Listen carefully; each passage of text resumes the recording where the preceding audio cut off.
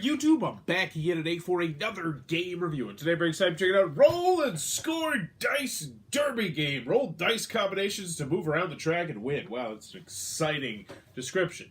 This is for 2 to 4 players. Take, I don't see it on the box, but I'd say about 10 minutes to play. And it's for ages probably 5, 6 plus. And in Roll and Score Dice Derby game, you are going to be, well, rolling the dice combinations to move around the track and try to win the game in this classic game. But does this oldie still a goodie? That wasn't actually a complete sentence. Does it stand the test of time? Let's open it up and I'll tell you what I think. Alrighty then, we're going to take a look at what you're going to get inside of the Roll and Score Dice Derby game. So first and foremost, we have a handy dandy back of our box, which is one box, single-sided, and it's very well done. Should have you up and running in no time at all. Very clear, concise set of rules. Also, I can teach you how to play the game right now because it is a very simple game. So in Roll and Score Dice Derby, up to 4 players are going to be racing around this track right here, and you're just going to be rolling dice on your turn in order to race. In order to move along the track,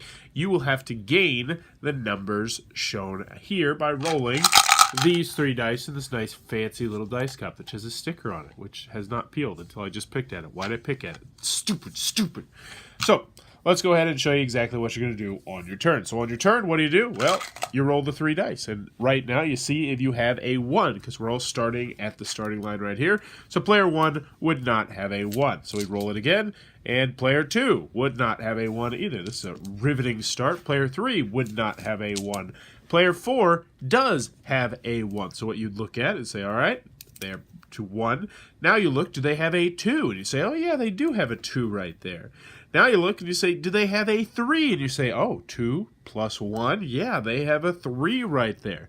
Now do they have a 4? No, but as long as you get one number, you get to continue to keep rolling. So now we'd see if they can get a 4. Look at there, they did. They got a 4. And they also got 3 plus 2, which means they got a 5. And they got 4 plus 2, which means they got a 6. Did they get a 7? Yes, 4 plus 3. That means they got a 7. Did they get an 8? No, of course not. So, continuing onward, we're looking for the 8. Did we get 3, 5, 9? We did not. We did not get an 8, so we would pass the dice along to the first player, who would once again get a 1, and then they would get to start moving. Eventually, once you get up to 12 up here, you will start going back down to 11. One of the only rules in the game is that you can't use the same 11 here that you used here. So if you had a 6, 6, 5, you couldn't go 11, 12, 11. You would have to roll the dice to get another 11. But anywho, the first person to cross the finish line will be the winner of Roll and Score Dice Derby game. And that, in a nutshell, is what you're going to be doing inside of Roll and Score Dice Derby game. Alright then, Roll and Score Dice Derby game from ES Low. What are my final thoughts? Let's go over the pros, let's go over the cons. First, on the con side, 2 to 4 players, restricted player count. But more importantly, this is 100% pure luck. There is nothing you can do in this game to help yourself win or help yourself lose. It really is just roll the dice, roll the dice, roll the dice, roll the dice, roll the dice, check to see if I have the right number, check to see if I have the right number, over and over and over again, which will be a turnoff to a lot of people. This is not a game night game. This is not a party game. While it is on the complexity level of a gateway game, there's other gateway games that I would always play over this game. So I have to put it specifically in the children's/family weight category, which is not going to be for everybody. Another comment I have with this game is that it does have kind of like that sorry issue where sometimes you are going to have to get a specific number in order to do something specifically. So in sorry, you have to get into home by getting the exact number. And when you get to that last sorry piece, you're just like, oh man, I need a 5. I need a 5. I need a 5. I need a 5. I need a 5. It can get repetitive and it can get tedious, and this game has that with the 1s mostly. Now you're rolling 3 dice, so that is somewhat mitigated, but I have seen games where 4 or 5 rolls in, the kid is still stuck at start because they can't roll a 1, and there's nothing you can do about it. It's just pure luck. Now, you also have that at the finish line, but at the finish line it's different because it's like, oh my gosh, if I get a 1, I win the game. Oh my gosh, if I get a 1, I win the game. So they're excited to roll, whereas at the start line, after about 2 or 3 rolls of not getting a 1, and other people are rolling halfway across the board, it does kind of eat at the kid's soul just a little bit. Just a little bit. Not much, but just a little bit. You know, the biggest con that I have with this game is that it's not a great game. most people wouldn't even consider this to be a good game. This completely falls into the okay category. For me personally, though, I enjoyed Roll and Score Dice Derby game for what it was. It is light, quick, mindless, simple fun. I wish that it had a bigger pad so that you could play up to say 6 or 7 players. But that being said, I actually don't know if I wish that, because one of the problems with this game is it's very repetitive. It's very tedious. You will be doing the same thing over and over and over and over and over again. So maybe up to 6 and 7 players isn't the best idea. But I digress. What do I like about the game? So first and foremost, this is a children's game. Kids age 6 plus could play this by themselves once they know what they're doing. No problem.